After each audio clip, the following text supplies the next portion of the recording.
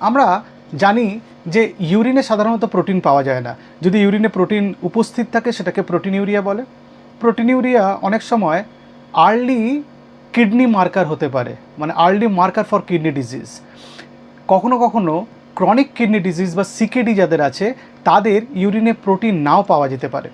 তো আপনি বলতে পারেন যে ইউরিনে তো প্রোটিন নেই, তাহলে কি এটা সিকেডি নয় বা কিডনির কোনো সমস্যা নয়? আসলে যাদের ক্রনিক কিডনি ডিজিজ এস্টাবলিশড হয়ে গেছে তাদের ইউরিনে প্রোটিন পাওয়া যাচ্ছে কি যাচ্ছে না তার উপর চিকিৎসা ডিপেন্ড করে না। কিডনি ডিজিজের চিকিৎসা ডিপেন্ড করে অনেকগুলো ফ্যাক্টরের উপর। তার কি অসুখ আছে শরীরের মধ্যে, কতটা ক্রিয়াটিনিন বেশি থাকছে বা কতটা অ্যাসিড জমছে, শরীরে কতটা হিমোগ্লোবিন থাকছে, অনেকগুলো প্যারামিটারের উপর ডিপেন্ড করে।